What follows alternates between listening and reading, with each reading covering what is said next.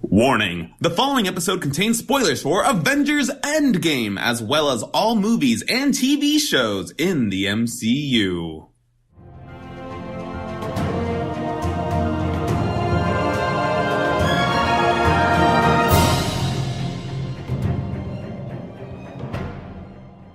Hello, I'm Henry. And I'm Trey. And welcome to Marvelous, a Marvel Cinematic Universe podcast, where we're back for a special on the biggest culmination of all the MCU movies so far, Avengers Endgame. Oh yes, of course, you didn't think we'd miss this one, did you? We could not resist coming back for this one, even though we've technically already recorded this once, and this is a second time, so we are sorry if we miss things again. Yay! We lost half of our recording last time, but we're gonna do it again! Yes, our recording was a victim of the snap, but it got re-snapped. Thank you, Avengers, for saving the day, and now our thoughts are a little bit more solidified for you, so hopefully this one's even better than before.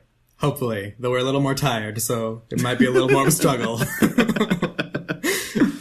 Yeah, so Henry, what did you think of the movie? I mean, I loved it. It was amazing. And it was like the weirdest experience of my life because like there has never been a movie like this. A movie that is the culmination of a series of 22 movies.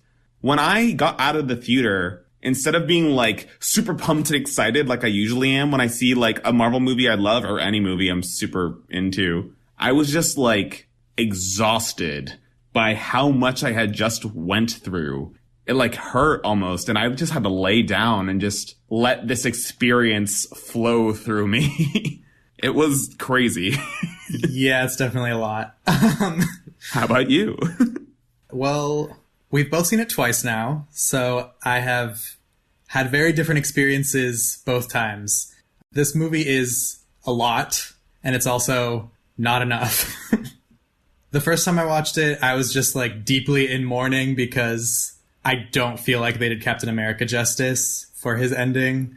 So that really hurt my soul a lot. But once I watched it again the following day, I was able to put that part aside. And this movie actually is like a really good film, even though there's that one part of it that really bothers me. Yeah. Definitely as endings go, Iron Man got a much better treatment than Captain America. It was just perfect. Yeah, Iron Man's was phenomenal. His arc was spectacular. This was like just the culmination of everything from his starting the franchise to him ending it, essentially, all the way to the end credits sound, which is him creating the first Iron Man suit, just bringing it all back together. Yeah, it's so weird to think of like the fact that we got such a nice capstone to the entire MCU, but it's just gonna keep going. Yeah, it feels really weird to have all these sequels coming now.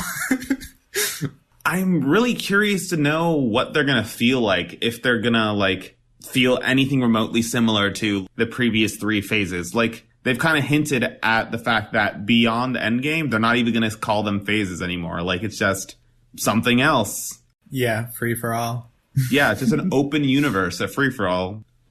Yeah, and the possibilities are endless, so that's really exciting. Like, I mean, they're not tied down to having to fit these previous films. They can just move on. I don't know if they will. I don't know if they're going to be different, if they're going to change up their formula. I hope so. Yeah, and also, now there might be like 5 other timelines, but until the Russos really explain the rules, I don't think we're going to have an answer for that. If they explain the rules... I really hope they do, because it's very confusing. I want to know if Hawkeye grabbing a glove from the previous timeline made an entire timeline. Cap didn't bring the glove back. I think the more important questions are what happened to the timelines with Loki escaping with the Tesseract and an entire Thanos and his army just disappearing, no Guardians forming. Oh, I didn't even think about that connecting to the Guardians.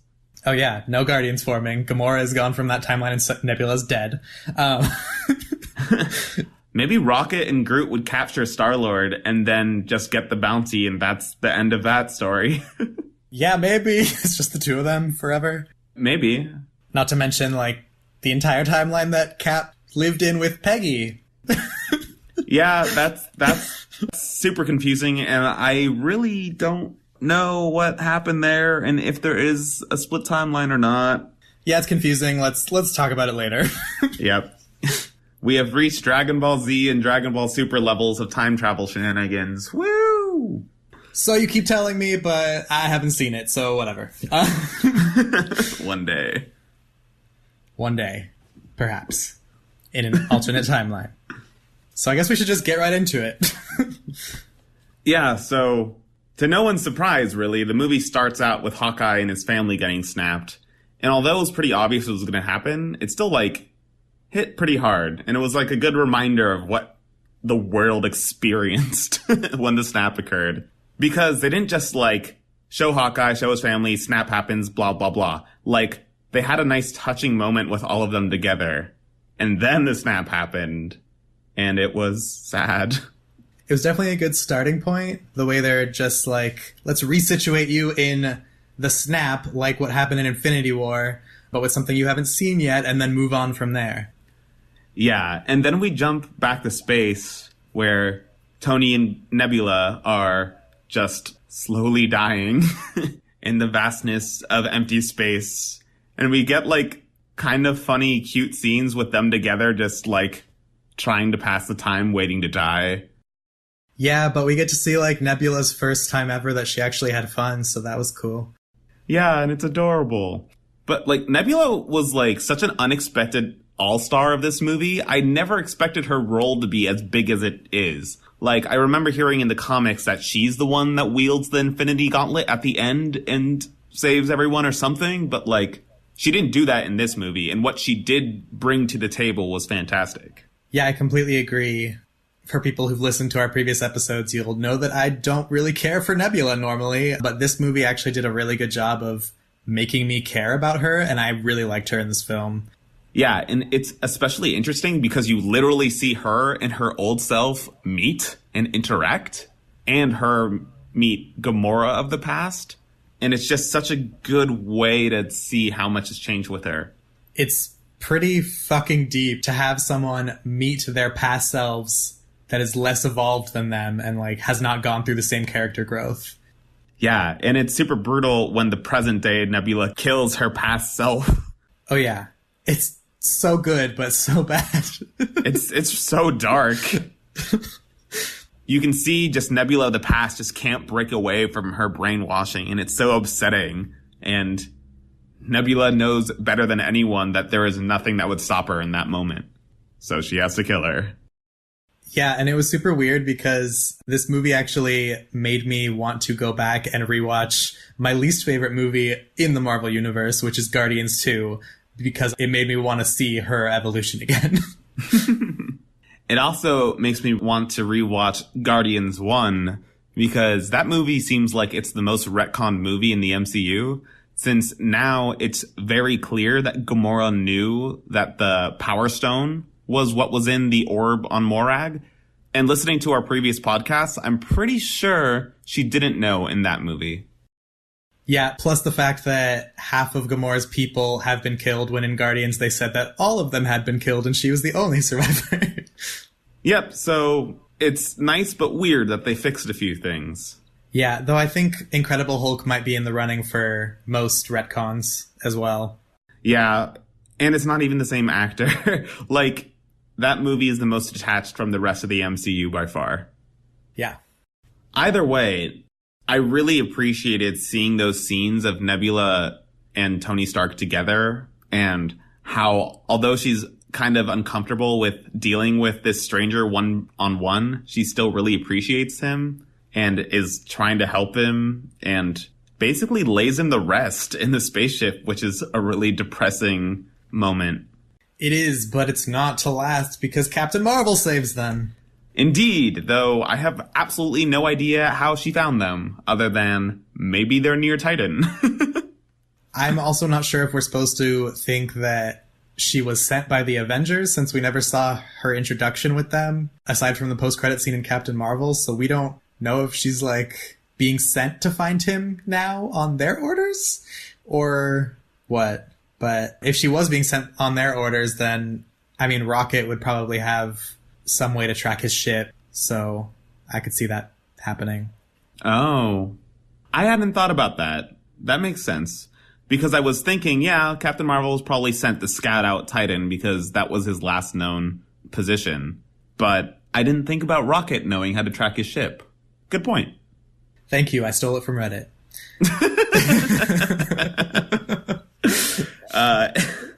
That, even if it wasn't original, that was one of my weird questions that I wanted to have answered. But that's a really logical reason.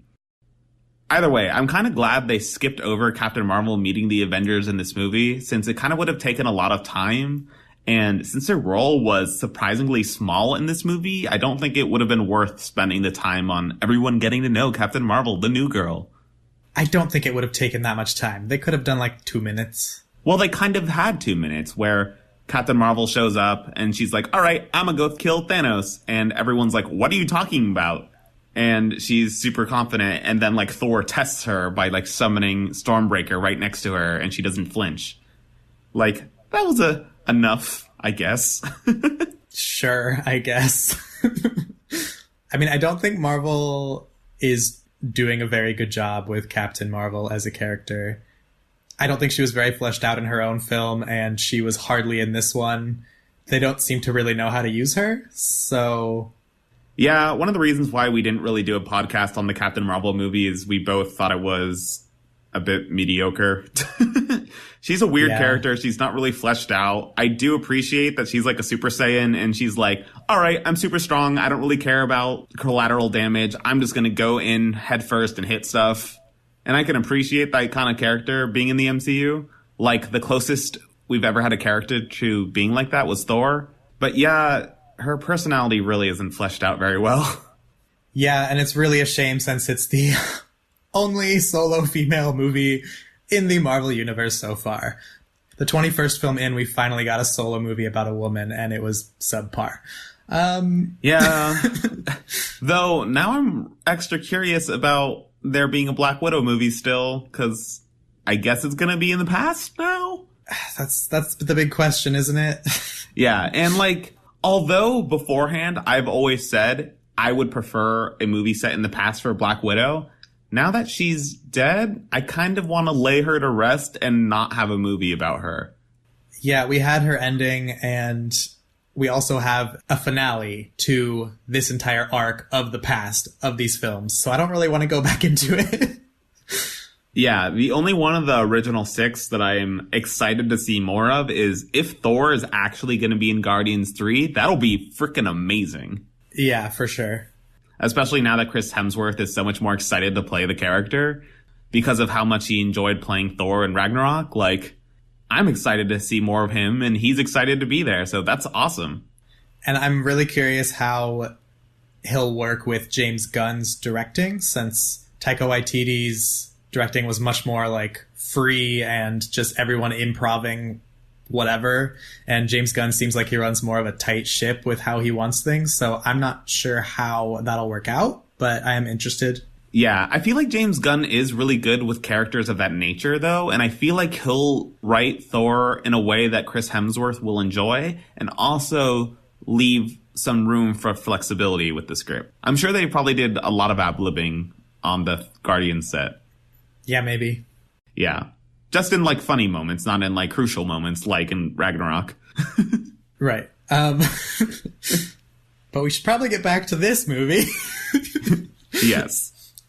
So all the Avengers rush immediately to go take down Thanos again. And it turns out that he's already destroyed all the Infinity Stones, and they chop off his head in the first 20 minutes of the film.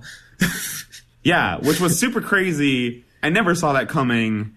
And it was just so strange and cool and depressing. Yeah, it was like, oh, I guess the movie is over now. Oh, okay. No. Yeah. When I watched it, I wanted to jokingly like just stand up and leave. I'm like, cool, it's done. Great movie, guys. Yay. Yeah, but seriously, the Russos just like time and time again in this film just completely dodged everything that everyone was expecting to happen. This being one of them, just killing the main villain right at the start of the film. Yeah. So after this, I was like, well, I guess if we're not using any Infinity Stones, they're all gone. I guess the only option is time travel through the quantum realm. Yeah, and like that was a big theory going around, and it's not super surprising that they did time travel, but the way they did time travel was so much different than what I ever expected. Like, hopping back through their old movies was amazing. But also, I didn't expect there to be, like, true lasting damage. I thought they were going to go back to when the snap happened and just undo it, not only undo the killing of people and keep the 5 years of damage done. Oh, yeah. Viewing this movie with Infinity War would have changed my viewing of Infinity War so much because I could not believe that anything was at stake with the snap. It was so hard for me to get past that, and I just kept feeling like, obviously they're all coming back, none of this actually matters. And then this movie made it so that it actually does matter, and I was not expecting that at all. Yeah, I definitely really appreciate that decision, and I never saw it coming, especially because now the movies are in 2023, and that's going to be super weird for the next group of movies because they have to either be in space or something, or hold for 4 years while we catch up to them. Yeah, and half the people are going to be 5 years older, which will be a big deal for some films like Spider-Man, or at least I hope it is. I don't know how they're going to do this, like, unless his entire class just happened to be snapped. But, I've never taken a close look at the new Spider-Man trailer because the last trailers spoiled a lot, so I don't trust Sony with this. But I'm guessing only the core members of Spidey's group are going to be there, just him and Ned and MJ. I'm guessing there's going to be a lot of people not there, but I'm guessing they're not going to mention it much because I don't think they would have told the actors what had happened because they didn't want any of these young kid actors to accidentally spoil the ending of Endgame on accident. I don't know. I feel like that's a big deal to just not touch on in that film. I think they'll touch on it, but only in scenes with characters that were in Endgame. Maybe. Just none of the other kids. I was also confused with the ending of this film when Spider-Man goes back to his school and Ned is there and he looks like so deeply sorrowful and happy to see his friend again because it made it seem like he had thought he was dead and he came back, like Ned hadn't been snapped, but Ned was still the same age and in school. So it's kind of weird. Yeah, but I'm guessing it's just that once the people got unsnapped, they learned about what happened and the magnitude of it. And even though they were both snapped, it was still like emotionally like heavy to like see each other again and just be so thankful that they're back and alive. It would have been cool to see more characters have reunions with snapped people because the only one we really get, which isn't even a real one, is Scott Lang meeting Cassie. Because Scott wasn't snapped, but he was gone for 5 years, and that's like the only experience of that nature we saw. Unless you count Avengers Assemble. I mean, to some extent, because we did see it among the Avengers, like Peter and Tony. Yeah, but like, nothing outside of that, really. Like, while they were zooming around the world showing, like, in Wakanda, they're celebrating, in this place, they're celebrating, it would have been nice to see, like, families be reunited in that moment, and we didn't see that. Yeah, that's true. I mean, I thought they would show more of the, like, immediate after effects of the snap as well. And they didn't really show much of that either. They just said, the governments are in shambles, moving on. Yeah, and they just showed that, like, stadiums are abandoned and things of that nature. Yeah, so they don't show a ton of aftermath. They just cut to 5 years later where everyone is super depressed. And we get, like, the most ground level we have probably been with these characters, which is super interesting because Infinity War was super epic and climactic, and we hardly spent any time on the ground with the characters. And then this movie was the complete opposite of that and just situated you right as ground level as you could get. Yeah, and it was amazing, but incredibly depressing to see these characters just broken and in shambles. Like, first we get the scene of Captain America in, like, a group therapy session, which is kind of neat because we get a Joe Russo cameo, and the creator of Thanos was actually in that group. But then we cut to Black Widow managing the Avengers, and she is just so broken. Like, can barely manage to eat a sandwich. Yeah, that was sad. But also, apparently, Joe Russo is our first gay character in the entire MCU, so that was an interesting part. I still cannot believe there isn't, like, another gay character in the main series, like, of movies, not the TV shows. Because although they used to try to promote the TV shows as being connected with the movies, they're really not. Like, season 1 of Agents of S.H.I.E.L.D. is the closest thing to being directly connected to the movies, and it's not.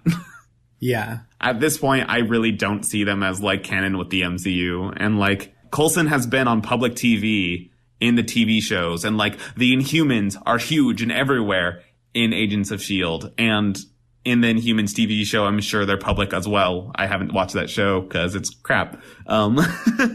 So, excluding the TV shows, it's really weird to think that this is our first gay character. Like, maybe Valkyrie will have a lesbian relationship in the future, since they're probably having that character be bisexual, but we haven't had that yet. Yep. But it's funny that you say you're taking this as canon that they're not connected when they finally connected them in this film. Yeah, because they had Jarvis from Agent Carter. Yeah, Agent Carter. That's the only TV show that's, like, truly canon with the MCU. Although it has some weird issues with the founding of S.H.I.E.L.D. Even though it makes me wonder if they included Jarvis from the TV show because they just completely erased that whole TV show from existence by having Captain America with Peggy the whole time. I mean, it's not erased from existence. It just didn't happen in the other timeline, I guess. Or did it? We don't actually know when Steve showed up. We don't know if he waited a little while or if he showed up, like, immediately after. Many questions that we'll never know the answer to. No, we don't really know the answer to any of them. It's super confusing, and we don't really know what happened, but I was just bringing it up as the whole show might not actually be canon since she was single the whole time, so who knows anymore? Oh, yeah, I guess. But it is cool to have Jarvis be the first and only TV character to show up in the MCU. Yes. Which is also great, because he's, like, one of my favorite TV characters. He's a fabulous character. Yeah. Maybe we'll get Fitzsimmons one day. Who knows? Let's not go crazy, Henry. We're never getting them. Coulson is never coming back, everyone. Stop. I mean, he did come back in the past. Oh, yeah. I mean, if you count that in Captain Marvel. I thought he'd be in Captain Marvel a lot more. Anyways, back to this movie. We do need to, of course, talk about our MVP, the Rat, bringing Ant-Man back to the present from the quantum realm. Yeah, that's a very special rat. So Ant-Man finally gets out, and he goes to them with the crazy notion of time travel. Who could have seen that one coming after the end of his movie? No one. Clearly. And who do they go to but Tony Stark? Yeah, who... It's so weird to see how all the rest of the Avengers have handled this catastrophe, and to see Tony Stark and him now raising a family and doing the best with what he has left in this almost destroyed universe. Yeah. Especially because right when he got back from space, we just see him in this incredibly distraught and depressing state where he flipped out at Captain America about what happened in Civil War. And we never got their reunion in Infinity War, which is something we really expected to see. And how it went down in this movie was really surprising, especially when they cut to 5 years later, and how when Tony sees the other Avengers, he's genuinely happy to see them, but, like, he just kind of wants nothing to do with them anymore. Yeah, and honestly, it was a huge wasted opportunity not having them reunite in Infinity War, because all that tension of how they would reconnect and move forward is just completely erased by the fact that they already lost, and now it's just like, oh, we already failed, so hi, I guess I'm mad at you for failing. Okay, and now that's fixed. 5 years later, we're happy now. Cool. Yeah, it's a little weird and definitely not what I was expecting. But in this scene, we also get introduced to Morgan, who's adorable.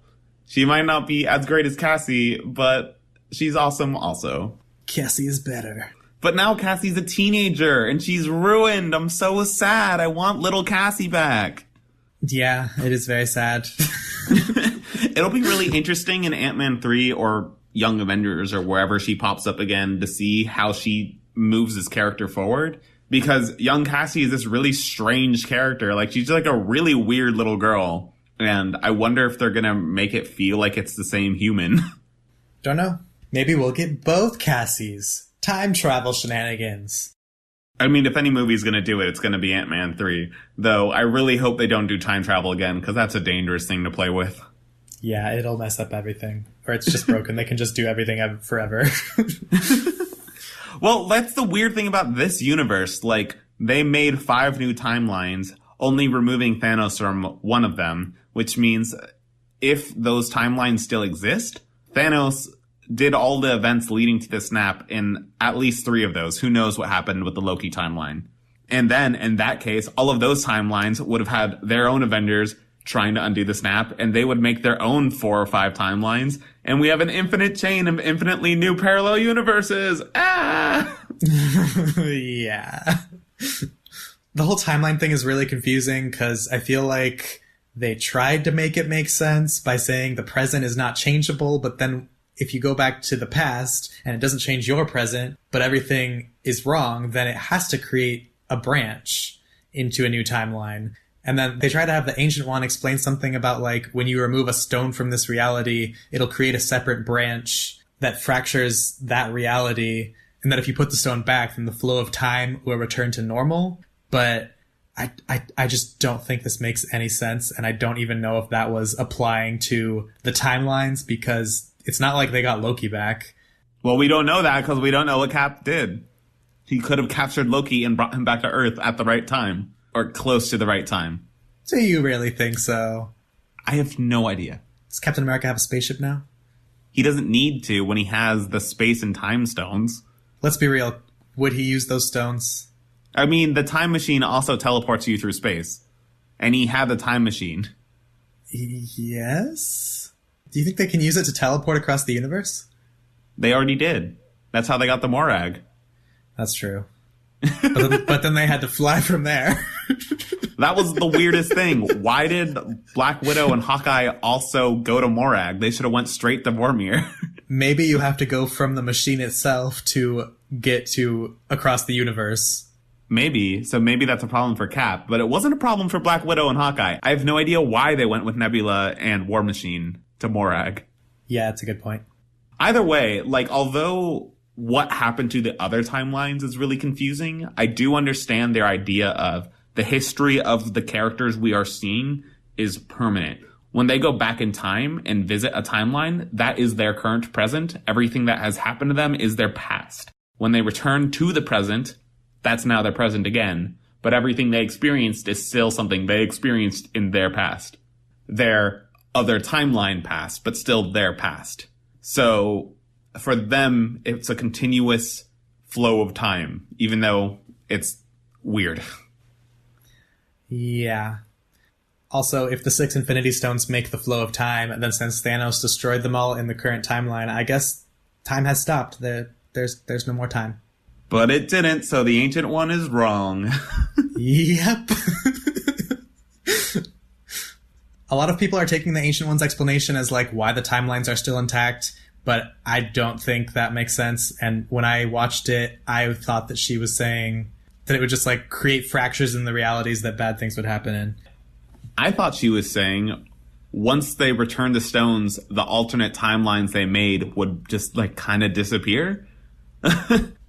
But that doesn't really make sense. I don't know. It's confusing. It really doesn't make sense, especially since Captain America returned the stones and lived in the past his whole life. Yeah, but also it seems like he did return through the time machine to get back. So maybe he sealed and finished that parallel universe. So when he left, it disappeared again or something. I don't know. I mean, we don't know that at all. They make it seem like he just aged back to the present, which doesn't even make sense because they can't change the past, and he's not in the past with Peggy in this timeline. Yeah. But the only thing I can see making sense is if he lived in an alternate timeline and then used the machine to jump back to this timeline at the last minute, right before meeting them. That's what I'm saying, yeah. But if he returned all the stones and the timelines all disappeared, that wouldn't be able to happen. So that doesn't make any sense. I don't know. In the timeline when he took the Tesseract in the 70s, maybe he went to that timeline, but further back, had a life with Peggy, then put the Tesseract back in the 70s. That wouldn't exactly make sense because he's not old enough, but maybe he did put it back in the same place. Also, what about the Pym particles? Did they need to bring Pym particles too and put Pym particles back? You're asking the wrong person. I'm still confused about them not bringing the glove back for the Hawkeye timeline. I think we just have to accept that none of this makes any sense. Boo. And move on. Yeah, so Iron Man says no, although later in the movie we get a little heart-to-heart with him and Pepper and about how he can't rest without trying to make a difference if he has the ability to do it. And that's a really touching moment. I really appreciate how much Pepper was in this movie. She was always great when she was on screen. And we don't get enough of her, especially these days in the MCU, because we haven't had an Iron Man movie since, 2010. What do you mean? Infinity War and Endgame were Iron Man movies. And Civil War. Oh, yeah. Hey, Captain America was in Endgame more than Iron Man, actually, which is interesting. God, Captain America didn't even get his own full trilogy. It was an Iron Man ending. Ugh. Hey, I mean, did Iron Man really? Iron Man 2 was Avengers prequel weirdness instead of an actually good movie. He was still the main character of 3 films by himself. Yeah, I'm just joking around, man. Oh, God, I want another Iron Man movie, but now we won't ever get one. We sure will not. I think we've gotten enough. I beg to differ. I think this was the perfect send-off for your favorite character. I am jealous of you. Good. I mean, thank you. I mean, haha. I don't know how to respond. Ah! It means you can stop wishing for more, you greedy bastard. Okay, fine. Yeah. But then our remaining Avengers decide there's one more person with a brain big enough who might know how to deal with time travel, which is Professor Hulk. Never saw this coming. God, that was weird. Yeah, it was weird. He's so strange. He has, his own new personality, which I guess is a mix of the Hulk personality and Banner's personality. But to me, it seemed just totally different and weird. Yeah, it was just confident Banner.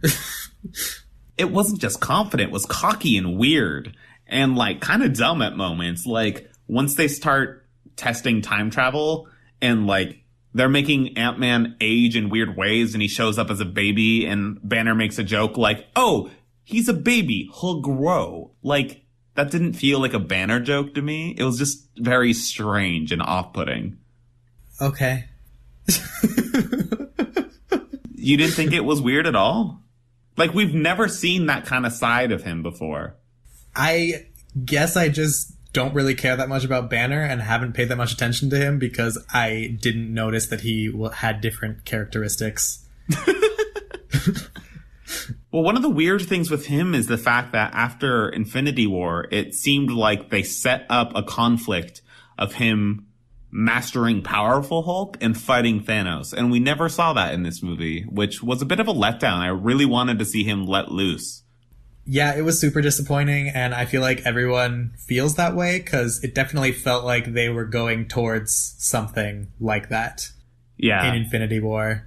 And just never having the smart Hulk use the Hulk side of him, except to snap his fingers, was odd. And it's why get the best of both worlds if you're not going to use both worlds? Yeah, he also held up the Avengers facility for a while to save War Machine and Rocket. But yeah, I really wanted to see Hulk let loose and fight.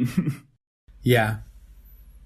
We also got another character who's changed quite a bit, though, because we get Fat Thor. Sigh. It's one of those things that I never even fathomed it being a possibility that this would happen. It's so weird, but it makes perfect sense in character and in universe. This man lost everything in Ragnarok and Infinity War. He lost his home, He lost the remainder of his family. He lost the majority of his friends. And he had a chance to save the universe and deal the final blow to Thanos. And he missed, essentially, because he wanted to gloat. And witnessing how much this has just destroyed him as a person was incredible, but still weird to just see him be like this weird new joke. Yeah, it's also weird that they made it a joke after like they did PTSD with Tony like super seriously, and then when they do it with Thor, it's like humorous. Yeah. Which was a completely different take and odd. It was humorous at some points, but also like it did feel heavy and weighty when it needed to be, especially during those moments with his mother. And I really appreciated that. Yeah, that's true. There were a lot of interesting cameos in this movie that I never expected, like the Ancient One and his mother, and I really appreciated those moments. I am so glad that Frigga showed up. It was so good to see her. It really was. She's such a great character, and she really shined in this movie, even though she wasn't there for that long. Like, I feel like I got to know her character so much better now. And apparently I saw this somewhere online, like, she had more lines in this movie than in Thor 1 and 2, which is just sad. Which I don't know if that's true, because she seems to do a lot in Thor 2, or like a solid amount, but... I don't know. I haven't watched that movie since we made our podcast on it. Yeah. Also doing like a minor retcon and having the Ancient One actually helping in the Battle of New York was a cool tie-in as well. That was super cool. Because it's always been a giant question of why were they not helping back then? Yeah. And as a brief aside on that note, I'm really curious how they're going to bring in the X-Men now that Disney owns the Fox-owned Marvel properties, since the X-Men in the comics is like a very old establishment, and there's absolutely no excuse they could make for them not being involved in Infinity War and Endgame. So I'm really curious to see how they're going to make them work, especially with like Magneto, since you can't really do the whole Holocaust stuff with him anymore. Yeah, I don't know. We'll have to wait and see. I really hope that however they bring the X-Men into the universe, it's like a completely fresh start. They don't try to like say they were hidden, but they're the whole time, because that would feel really bad. In fact, I think something that would be kind of cool is if they say after people got undusted, there were some weird effects and now people have powers because of that. Maybe. Or they're all in an alternate timeline and manage to come across to this one. No, don't do that. The only X-Men Marvel character that's allowed to show up is Deadpool. Maybe Negasonic, because she was good too. But Deadpool's the only one who's allowed to make the transition. I'm not saying the Fox X-Men. Yeah, I know. I'm just joking around. I just really don't want them to do that. So even as a joke, I'm just like, no, please don't make them come from an alternate universe. That'll be so dumb. Okay. Yeah. But it's also nice to get confirmation like Korg and Meek and the other half of the Asgardians survived. Though their town is really sad. Oh, and Valkyrie, of course. But still no information on Lady Sif. Yeah. Poor Sif. I'm so sad she wasn't in the final fight. It would have been cool if she'd shown up. Yep, she was the first, like, major female fighter other than, like, Black Widow and Iron Man 2, and it's upsetting not to have her. Which is funny, because Benedict Wong is like, what, you wanted more people? And we're like, yes, Sif! Yes, we did. Yeah. Actually, now that I think about it, something that would have been kind of cool is if they got, like, a few old villains to show up. Like Vulture, because, hey, this is a fight for humanity. He should help, too. No. That would have been a stretch, but cool. No. Come on, the Vulture, he's awesome. Not necessary. Yeah, and then the last Avenger to get after Thor is Hawkeye, who is the most boring Avenger. But in this movie, he's at his coolest yet. Yeah, he is great in this movie. Even though cool boring is still boring. I thought he was fantastic in this movie. And to be fair, I think he was good in all the movies he's in, even Thor. He's Okay, I'm sorry. I just don't care about him still. I cannot care about him. I did care about him the most I've ever cared about him in this film, but it's not enough. You just in a movie with superpowers, a guy with arrows just is not that exciting. I will again state he's not much different than Black Widow. In fact, he has cooler gadgets than her. Black Widow is cooler to watch fight. Sure. And she's the only girl, so she gets a pass. From the original group, yes. Yeah. It was really cool to see his transition into darkness after the snap, because his whole deal is he has now witnessed his own family die, a group of like wonderful, innocent people, and so many horrible people have survived, and he's decided to kill them all. And that's hardcore. It's kind of like Death Note. It's kind of like Punisher, too. Oh, yeah. Actually, not even kind of. It's exactly like Punisher. Oh, yeah, you're right. I didn't even think about that. I don't... okay. I really didn't think about that. Yep, Punisher for the movies, Hawkeye. Or Ronin, should we call him? We can just call him Clint.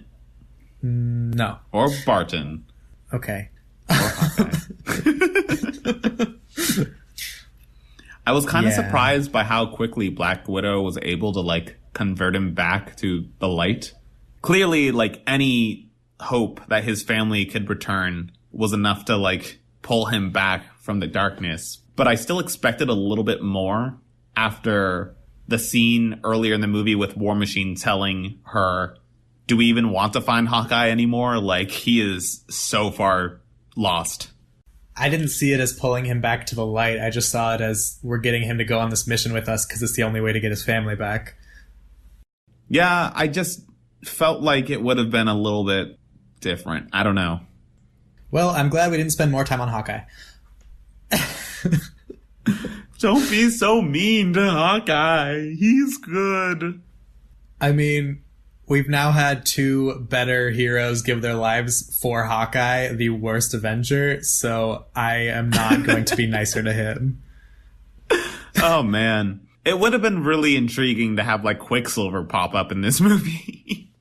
Yeah, it would have. Stop giving your lives for Hawkeye, people. No, it is fitting that Hawkeye survived this film to be able to reunite with his family, though I do have lots of thoughts on the Black Widow scene, which I can cover when we get there. Yeah. So I really like that when we get to the time heist plan and, like, now everyone's assembled, they figured out time travel, because Tony Stark can, of course, figure it out in, like, a week. We don't really know how long it actually was, but it didn't seem like it was very long. I love the moment when they realized if they went back to the time of Avengers 1, there are 3 stones in New York. And since I had no idea they were going to go back through the movies, I thought this was amazing. And it immediately made me so excited for the rest of the movie. Yeah, I knew that time travel was going to be involved because there were, like, set pics where they were in the background of the Avengers film. But I thought they were going to go through a lot more of the movies because of that. And they only went through 3, so that was kind of a surprise. But it was still really cool to see. Yeah, it totally was. So, as a quick summary, in the Avengers timeline, we have Iron Man, Captain America, Ant-Man, and the Hulk trying to get the Space Mind and Time Stones. In the Thor 2 timeline, we have Thor and Rocket trying to get the Aether, or the Reality Stone. And in 2014, the Guardians timeline, we have Nebula and War Machine going after the Power Stone on Morag, and Black Widow and Hawkeye going to Vormir for the Soul Stone. Indeed. Yeah. I thought it was really weird that they paired Black Widow and Hawkeye together to go for the Soul Stone. Like, of course, they work really well together. And yes, it fits perfectly well for the Vormir scene because although they didn't know, the audience knows, oh shit, one of them's gonna have to die to get the stone. But I just found it to be super weird that, like, why didn't Rocket go with them so that they'd had someone more comfortable with space? Like, take them to Vormir. Like, I'm surprised War Machine wasn't the one who went with Thor or something like that.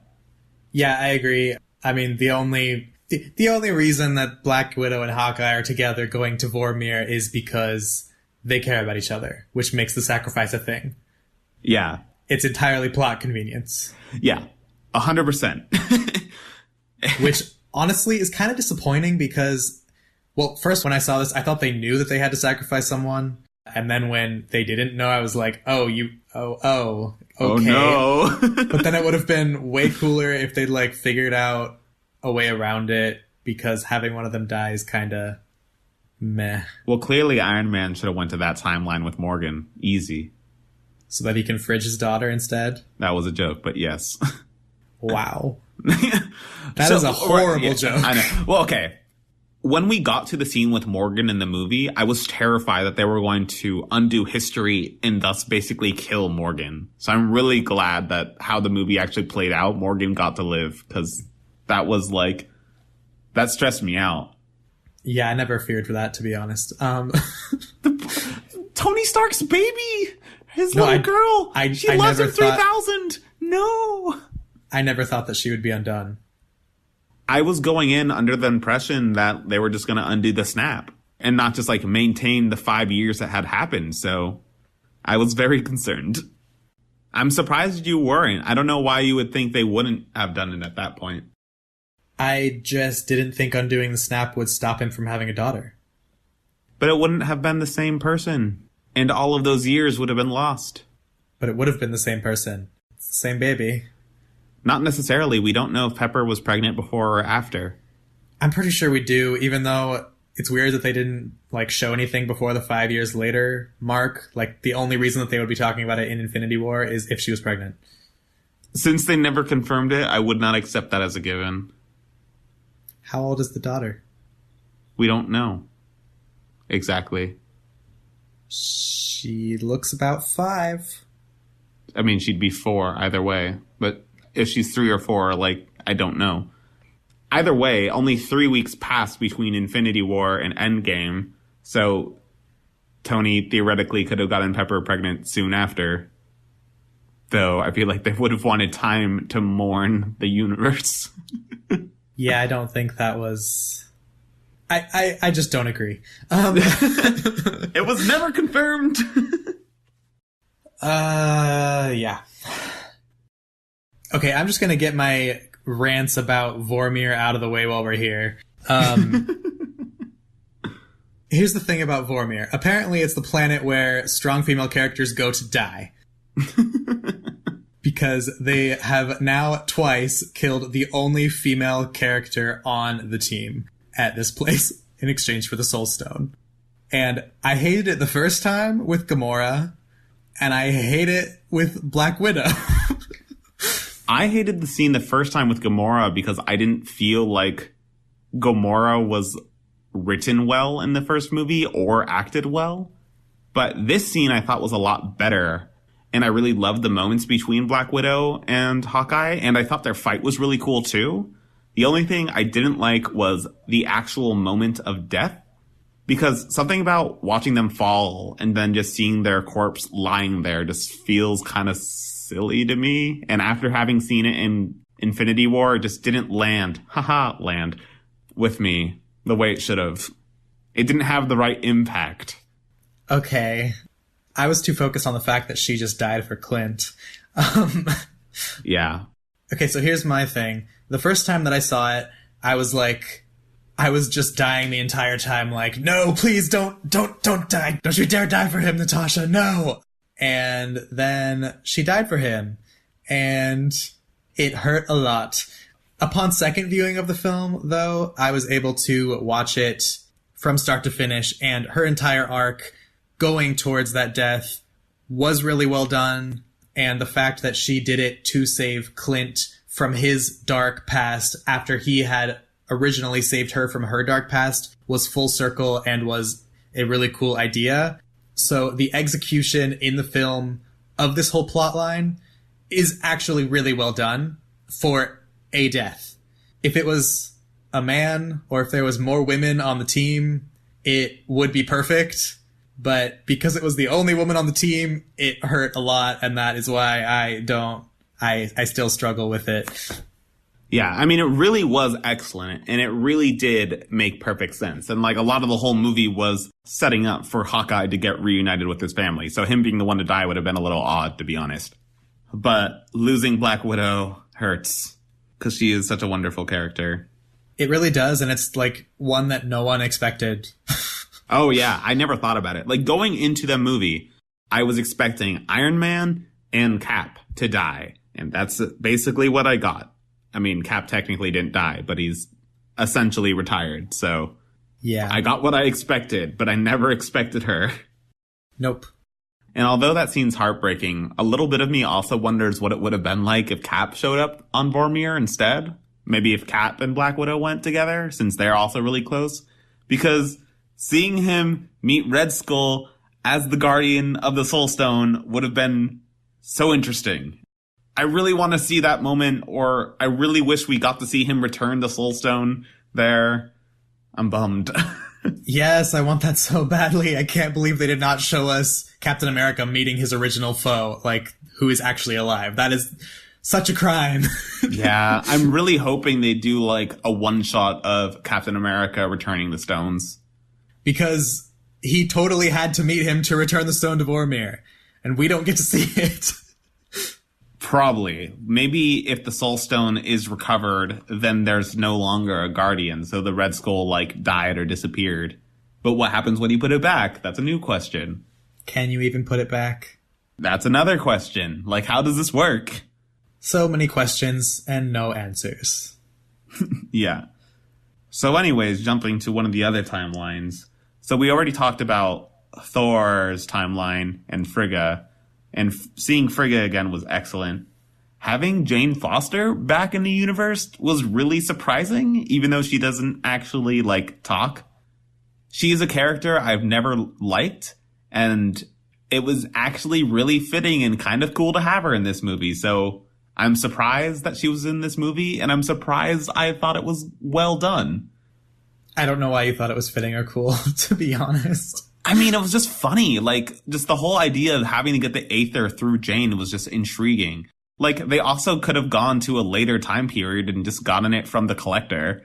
Like, Thor literally dropped off the Aether to him. He could have just stolen it from himself or from the Collector. I don't know. Yeah, I agree. And that's why I thought it was odd that they chose to go to the time with Jane to take it out of her instead. But I guess it's because they didn't want a repeat of... Like, they had just gotten the stone and the scepter from Loki. So then would they go and, when they had just gotten the stone from Thor 2, like, go to the same spot for each timeline would have been kind of odd.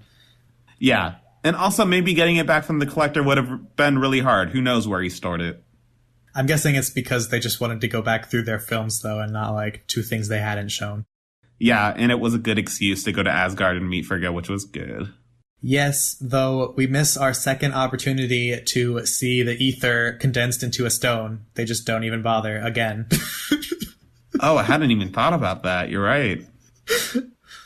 Which, Thor even makes a joke about this. He's like, oh yeah, it's not really a stone. It's more like a liquidy mass that's like... I think he called it an evil sludge.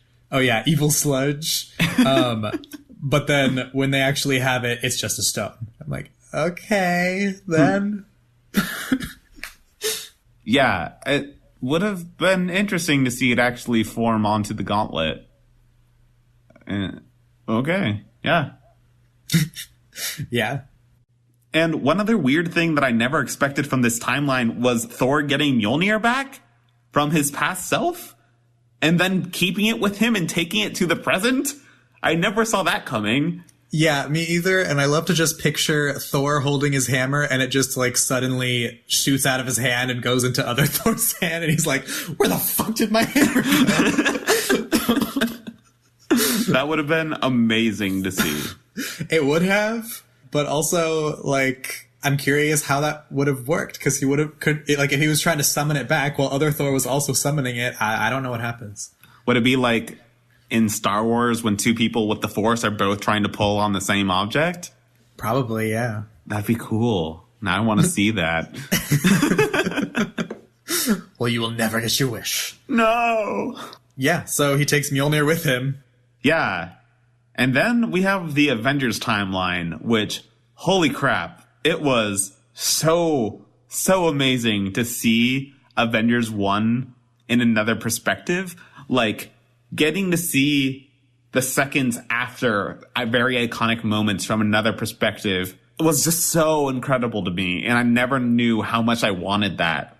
Like, seeing the moment after they all pose above Loki about to capture him was hilarious and amazing. And especially, like, we get to see Loki transform into Captain America for the first time, which is a perfect callback to Thor 2 again. Yeah. And, oh, it's so funny. Then we get the elevator scene with Captain America, which it's a callback to Winter Soldier. And you think he's going to say, like, before we begin, does anyone want to get out? But then instead he says, Hail Hydra. And it's the most mind-blowingly perfect thing he ever could have said. And I just remember being in the crowd and, like, no one was standing, but it was almost like we were going to give him a standing ovation for how incredible that was. Right? It was so great. So clever, so amazing. I was just, like, shocked by how well done it was. That might be my favorite moment of the movie, to be honest. And not only that, but it's also a reference to the comics when Cap is Hydra for a while. Yeah. Just the amount of Winter Soldier references in the Avengers timeline is so cool to me. Oh, because of Hydra showing up? Yeah, we see Sitwell and Rumlow and Senator Pierce, I think is his name. Like, all of these characters that are so iconic for a later movie. Seeing how the Avengers in their, like, innocent youth react and communicated with these people was incredible. And it gives so much more depth to this world, seeing how deeply interconnected it is. Yeah, and then seeing that there was that, like, confrontation between Tony and Hydra for who gets the Tesseract and Loki was super unexpected, and it made me wonder how the heck it actually played out in the original. Yeah, because if it wasn't for Ant-Man, that scene would have played out entirely differently. And somehow, I guess, Thor would have convinced them to let him keep Loki and the Tesseract, I guess. Even though I don't see how, since they are literally Hydra, and he was very aggressively trying to get it. I mean, it's hard to mess with Thor. Though there was one really weird moment about that scene where Thor was, like, helping reboot Tony's heart, essentially, with his hammer. And he was like, oh, yeah, I had no idea if that would work. That didn't really feel to me like Avengers 1 Thor, especially because at that point, he had only known Tony for, like, a day. And that kind of bond didn't really feel to, like, exist between them at that point. I feel like that wasn't really established until the era of Age of Ultron. So it was, like, really weird to me that happened. What bond? All he did was restart his heart. I'm finding it a little bit hard to put it in the words. They just felt like way closer than they should have been at that moment. Okay, sure. Yeah, it just stood out to me. Then we get the hilarious grumbling of Hulk with the stairs and him just blasting his way through so that their plan goes completely awry and Loki gets the Tesseract, which I am assuming will lead to his Loki solo series on Disney+. Yeah, that was so funny. The funniest thing is just the fact that Hulk actually walked down the stairs instead of just, like, jumping down. So many stairs!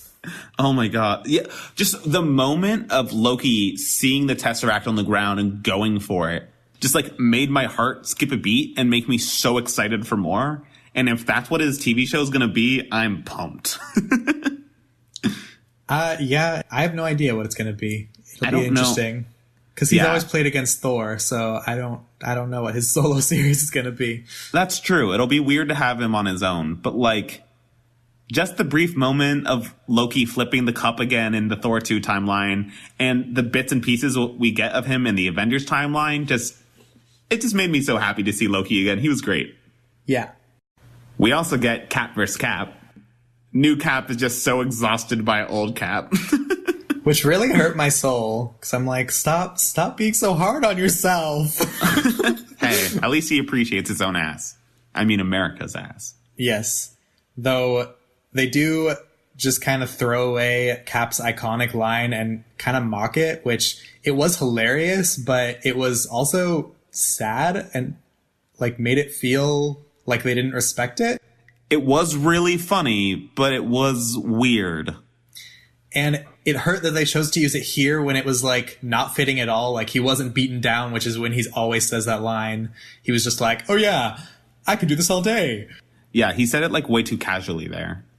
I agree. And then to not have it at the end fight when he's actually beaten down and facing Thanos' entire army on his own, when that line totally should have been said in its normal iconic way for the last time, not getting it like that and just getting it in this mocking way, it was painful. Yeah, I totally agree, except for at that moment in the final battle when he is standing on his own, I think the silence fits really well. And right after that, he gets the moment to say Avengers Assemble. So having like catchphrase after catchphrase, I think wouldn't have worked as well. I don't know. Thanos was talking shit when Cap was like beaten down on the ground. So I feel like if they changed Thanos' line and then had Cap say, I could do this all day as he stood up, and then had the moment of silence, it could still work. Yeah, you're right.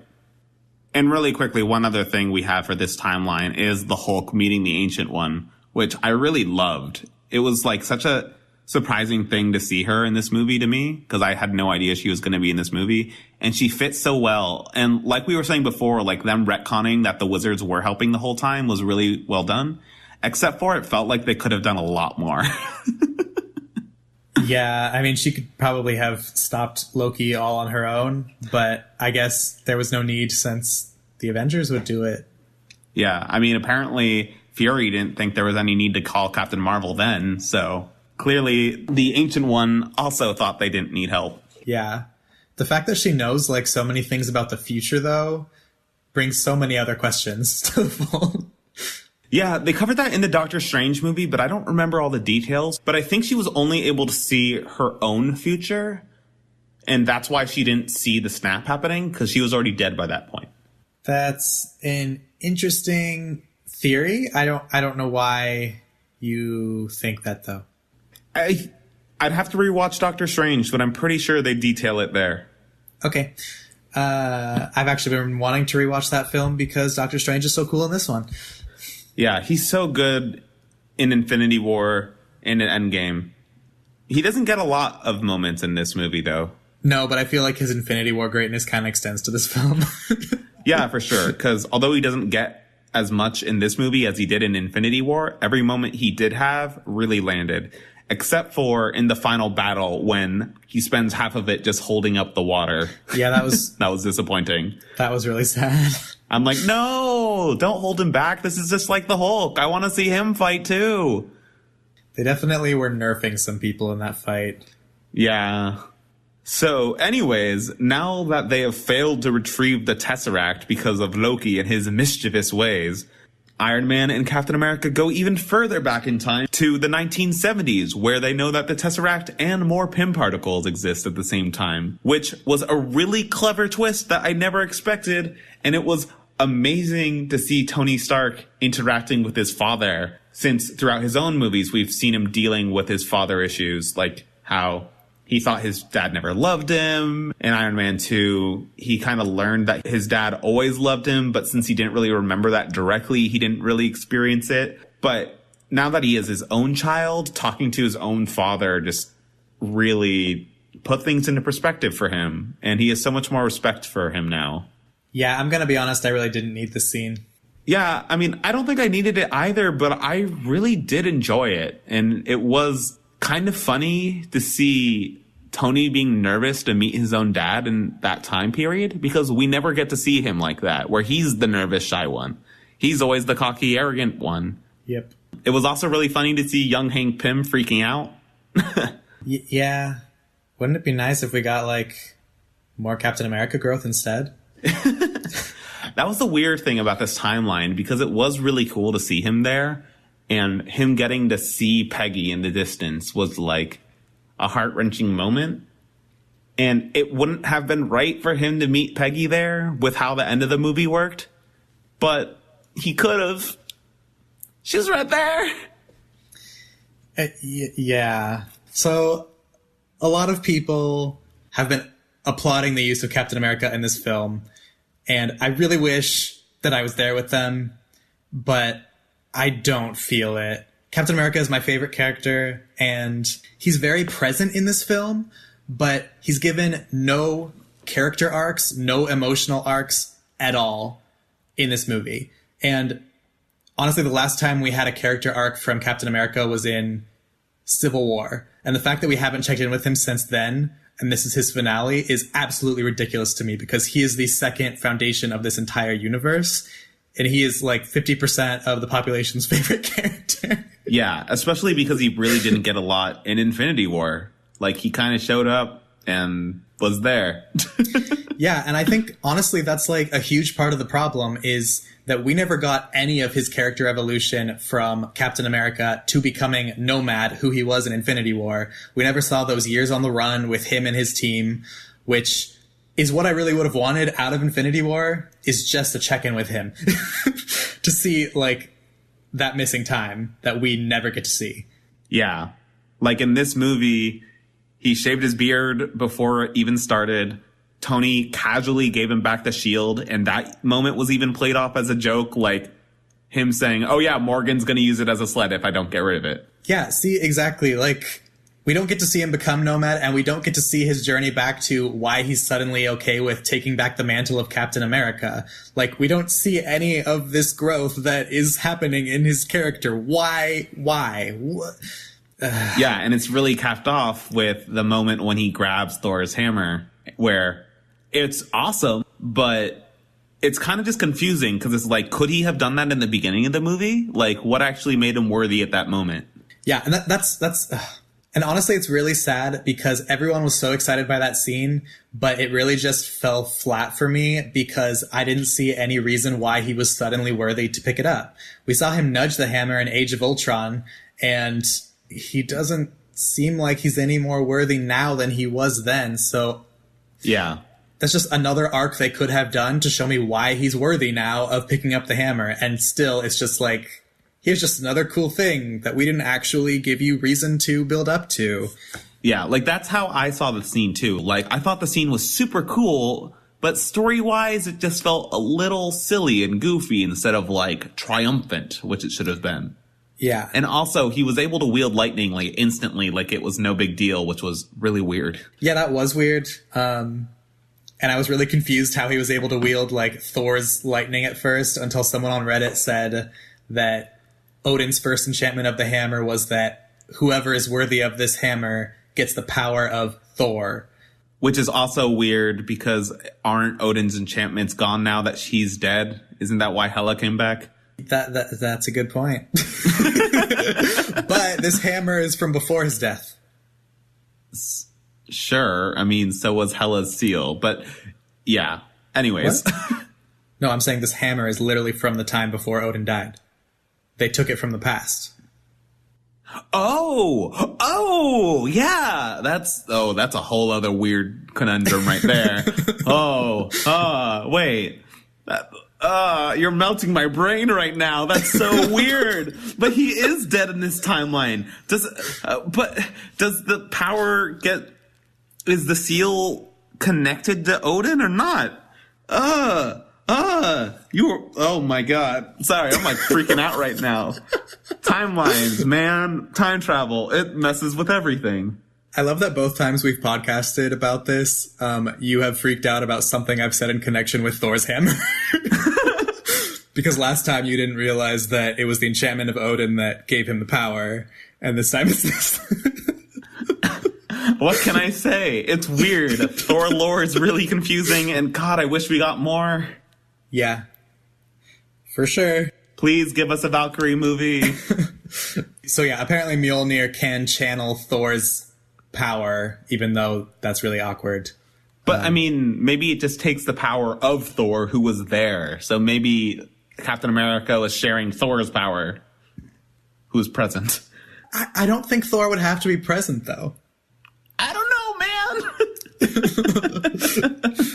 The entire concept of gods of blank in Asgard is really confusing, because, like, Thor appears to have inherently magic powers that do with lightning.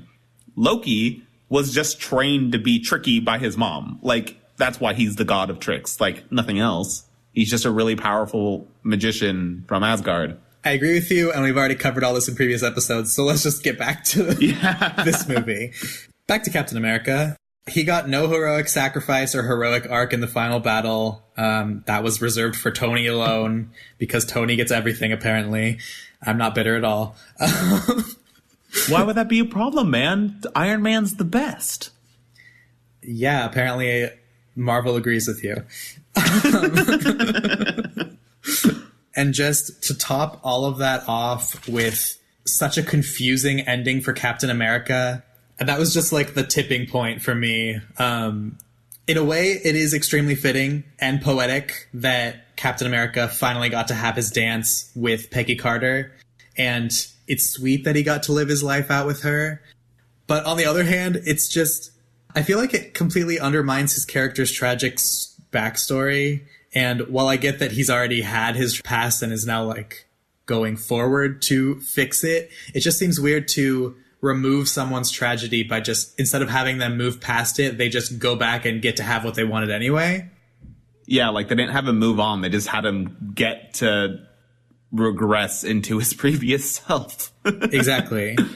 And it makes it so that we have no idea or understanding of the life that Captain America has led. We literally don't know most of his existence now because they just sent him back in time. And on top of that, it makes no sense. It completely changes his timeline. Like, has he been there the whole time in this time? Was he just going to sit on the sidelines while Hydra takes over S.H.I.E.L.D. and everything that happens, like, until his future self comes out of the ice? Like, I don't feel like it's in his character to let all that happen, and it just feels super incomplete, and then he just shows up at the end like, he's now aged old man, which we've already said the only thing that makes sense here is that he created an entirely alternate timeline and then hopped over at the last second.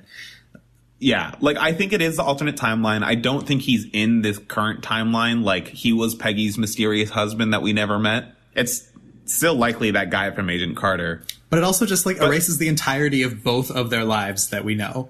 Like, as we know them, they're completely erased now. I mean, both lives are valid, but it's weird. The thing that I thought really didn't sit well with that scene is that whole movie was leading up to Iron Man's moment of, you can rest now, Tony. Like, we're gonna be okay. Like, when Pepper said that to him in the end. Because literally, since Iron Man 3, Tony has been freaking out about how to save the world, and he finally did, essentially. But for Captain America, when it's like, hey, there was never a moment that was like, Steve, you can finally live your own life, and you don't need to protect everyone. Like, there was nothing that led to that. There's nothing that felt like he even wanted that. It just was, like, out of the blue and weird. Yeah, it was just, like, tacked on at the end in a way that confused everything. Yes, it was very weird. Also, what about Sharon? Like, all we saw was him kissing her in Civil War, and then she just never shows up again. I get, like, are they broken up? Did he just ditch her to go to the past for her aunt? Well, he was on the run for 2 years, so they probably just never continued that. Even though he's been on Earth for 5 years doing nothing. It's just like, oh, maybe she was snapped. That's a possibility, I guess. Also, like, he definitely did not move on post-snap. So maybe he just didn't feel right to have any romance again. Well, now it's like he literally kissed his niece, and that's just even weirder now. They had one kiss, as far as we're aware. It's not that bad. And that was also, from his perspective, like 7 years ago. So now... wait a second. He's gonna live watching her grow up. Oh, that's weird. I didn't think about that. Also, like, did he have his own kids? Like, I want to know so much more about this other timeline, and I also want to know how it works. So what, you don't think Sharon is creepy now? The fact that he kissed Sharon, his niece? I don't think it's that creepy until I thought about the moment that he sees young Sharon grow up, assuming she still exists in this other timeline. Which she probably wouldn't, to be honest, unless she was born before he got back. I mean, it was already weird that he was into and then ends up... It seemed like they were making them get together with the love of his life's niece, but then to ditch her for her aunt.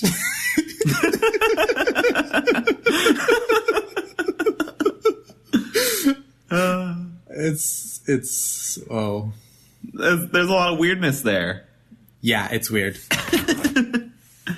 Yeah, but my point is, they really didn't do Captain America justice in this film, and it really hurts my soul for the ending of my favorite character that I've spent all this time invested in. Yeah. Although Captain America is not my favorite, he's still a fantastic character that I really like. And I agree. I really wish he got a better and less confusing end. It's like I've had so many conversations with people who just think that Captain America is boring, and I've never felt that way, except maybe in the first Avengers film. But aside from that, like, I've always loved his character so much with everything they've done with him. And then for the first time in this film, I actually felt like they made him boring. Yeah, and the weirdest thing is, like, he's still alive, so he might pop up again. Probably not, but he is still around. Yeah. And that's a whole other level of weirdness. It is. Maybe he'll be in Loki's solo show. Doubtful, but... I would really hope that he's, like, at the season finale of it, where he finally, like, restores that timeline. Yeah. I doubt it, but maybe.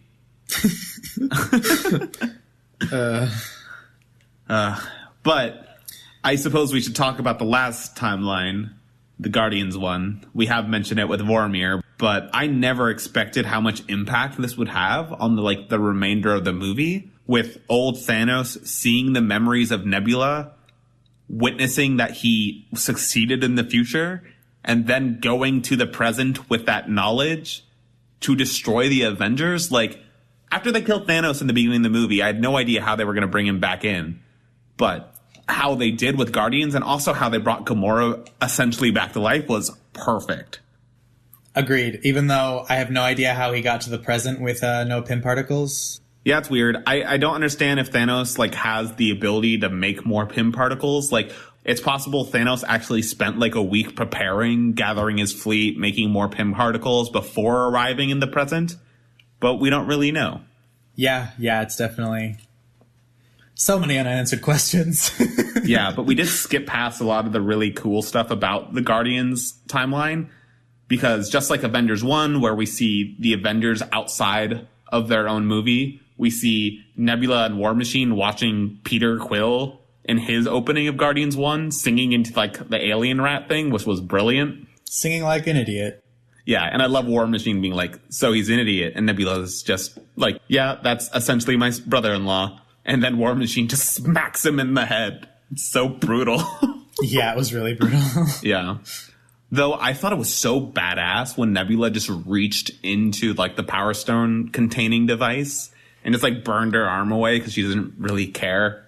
That was really cool. For sure. It was also, like, such an oh snap moment when she gets stuck in the past because old Nebula and current Nebula's memories are getting entangled.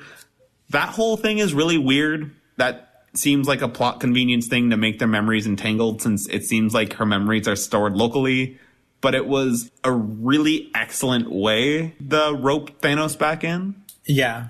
And I really love the scenes of the two Nebulas interacting with each other, and present-day Nebula trying to plead to old Gamora to resist Thanos, especially because she knows how Gamora really feels. And Gamora had never told Nebula that before. And she mentions how Thanos got the Soul Stone, and Gamora understands what that means.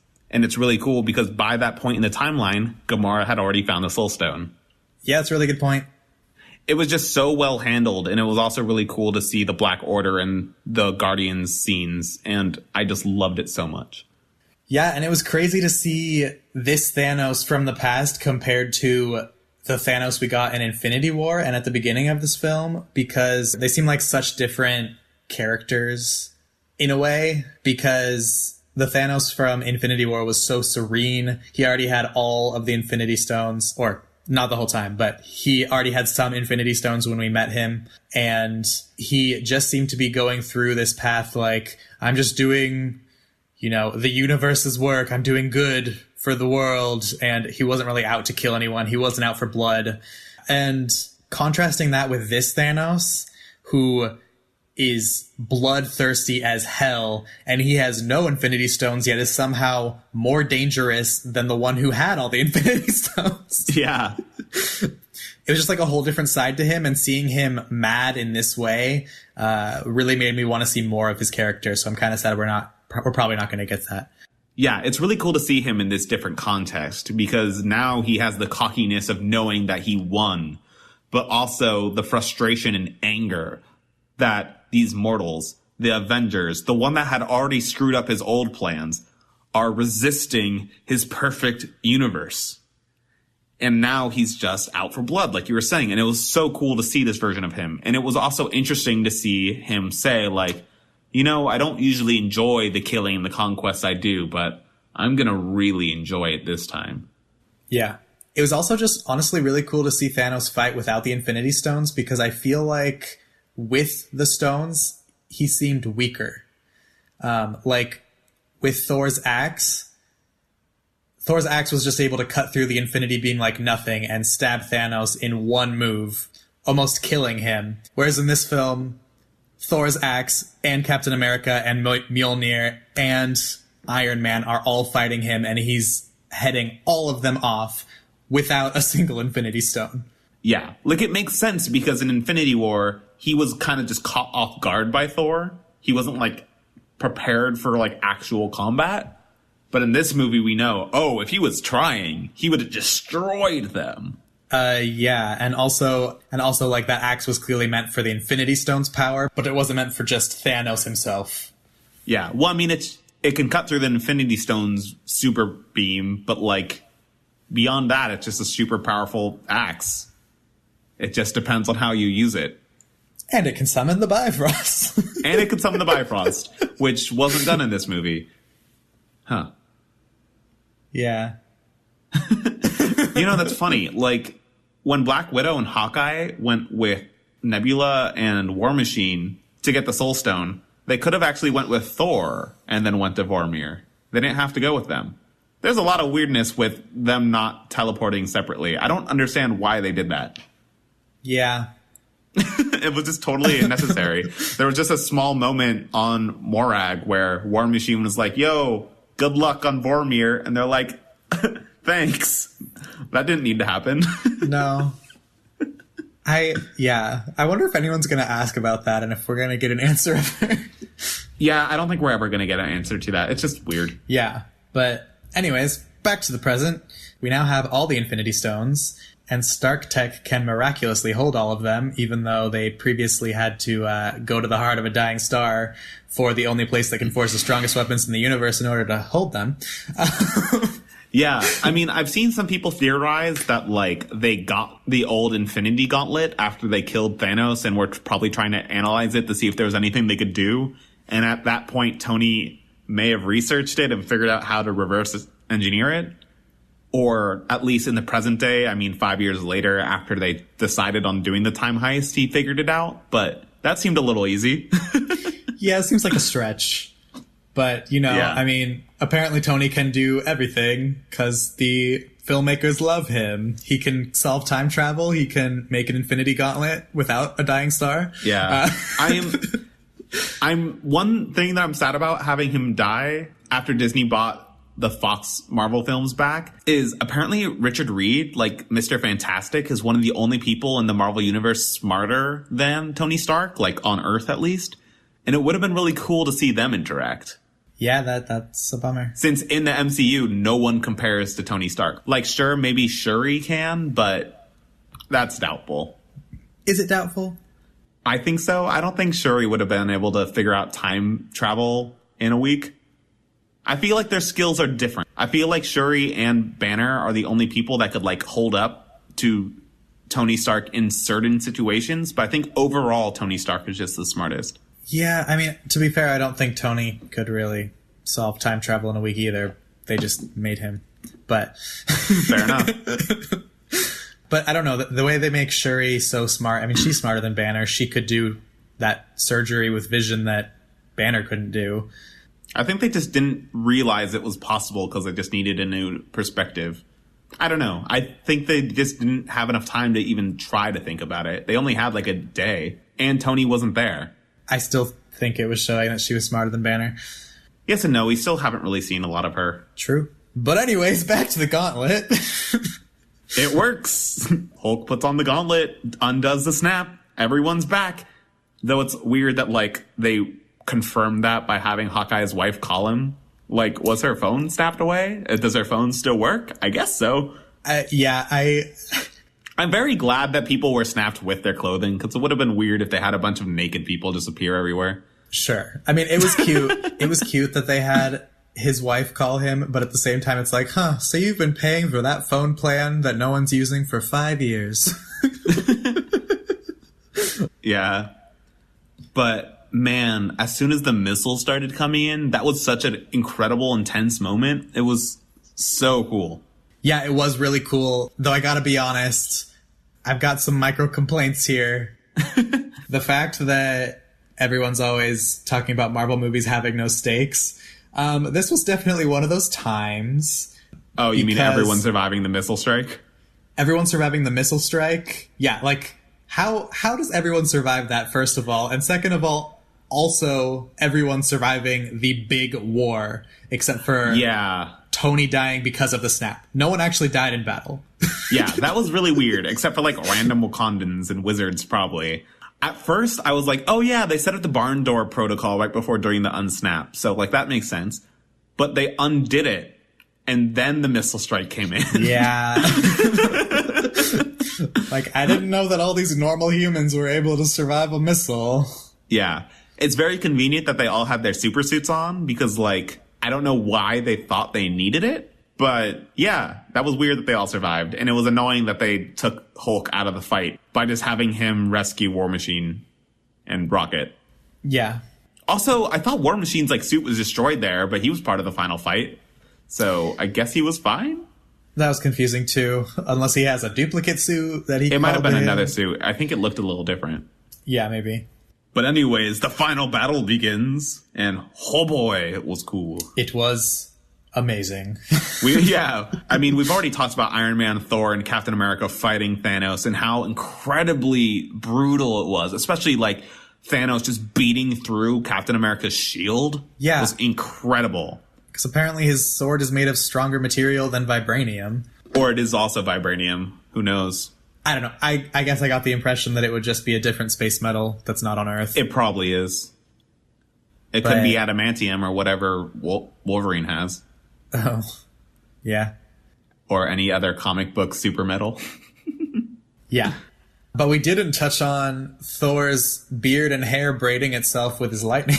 Oh, yeah, and dual-wielding Mjolnir and Stormbreaker.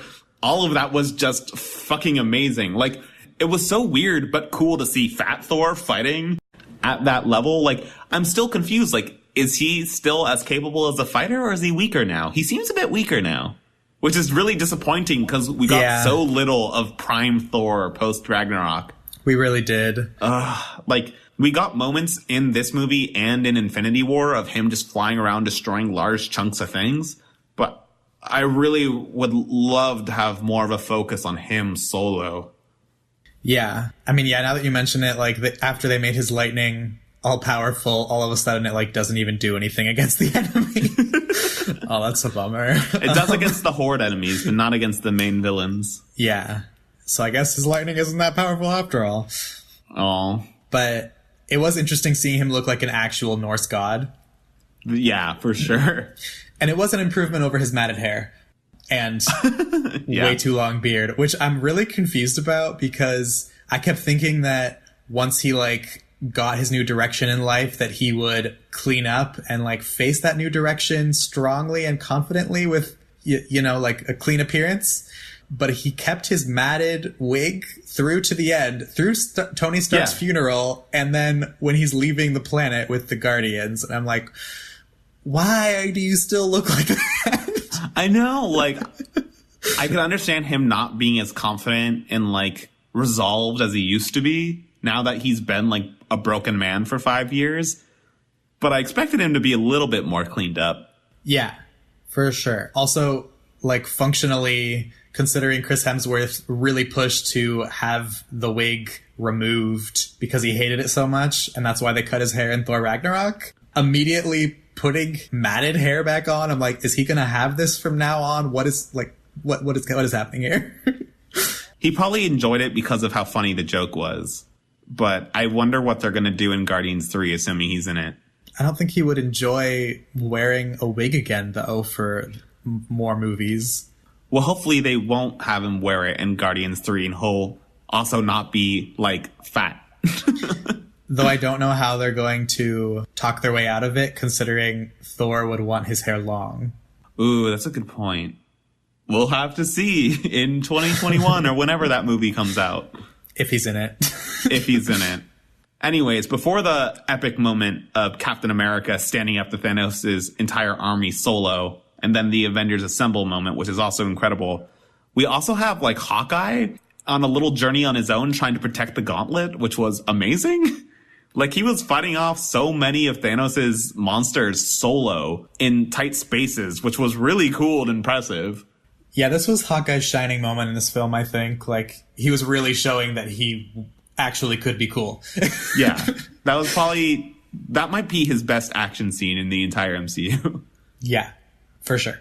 But then I guess we should get to the portals. Yeah, and this is probably my favorite moment of the film, is when Cap is standing there ready to face Thanos' entire army alone, and you just hear this voice in his ear from Falcon saying, "On your left," and then a portal opens up on his left, and we get some people who are unsnapped. We get Black Panther's people. Indeed. And then more, and then more, and then more portals appear as we have characters from all throughout the universe appear. And Valkyrie is somehow on a Pegasus. Where the hell did she get that? I know. Where the fuck did she get a Pegasus? I don't know how this happened. Like, she's been living on Earth for 5 years. Like all of Asgard is destroyed. And the Asgard didn't even have Pegasi anymore. Where did that come from? I know. It's my question too. But some key moments here. I think my favorite entrances were Doctor Strange, Spider-Man, and Scarlet Witch. Yeah, they were. Scarlet Witch was excellent too. Spider-Man was excellent. Although she wasn't unsnapped, Pepper arriving in an Iron Man suit was incredible.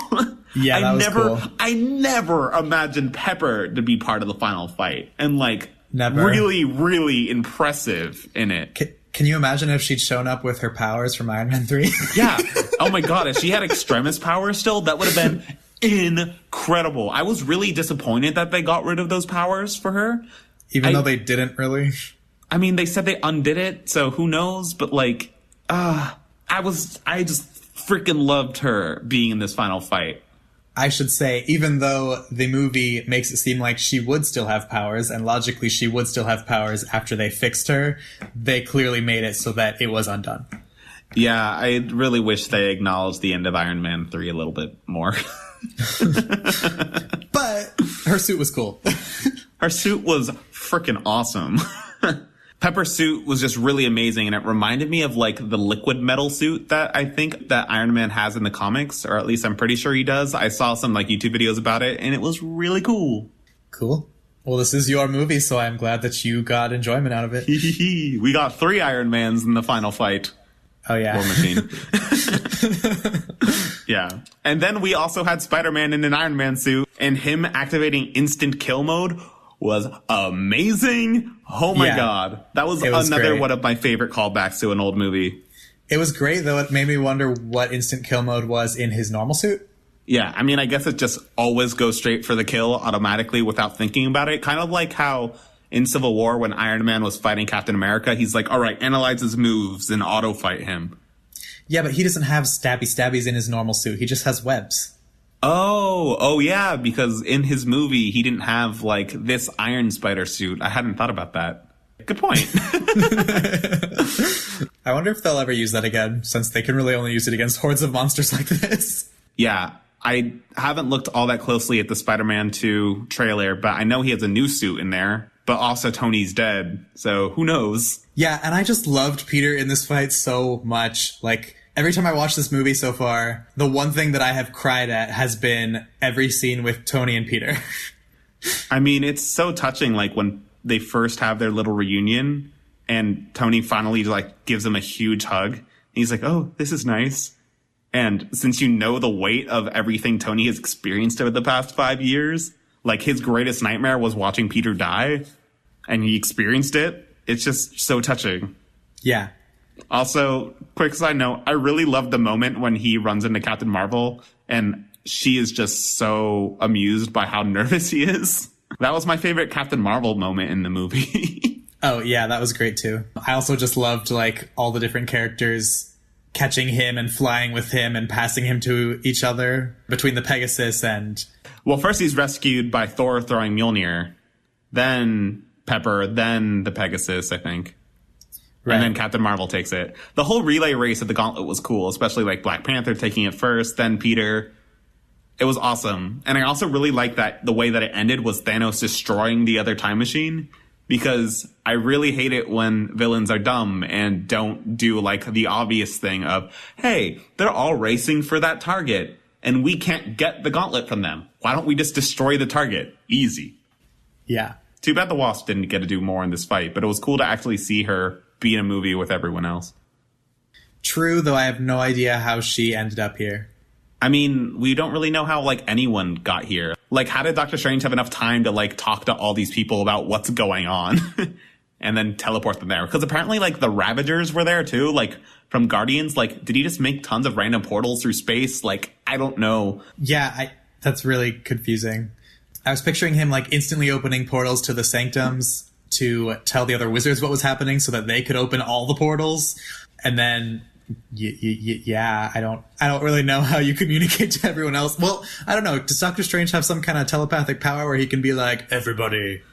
The limitations of his powers are so confusing because we didn't get to see any of that in the Doctor Strange movie. And then by the time in Infinity War, he was just so much stronger.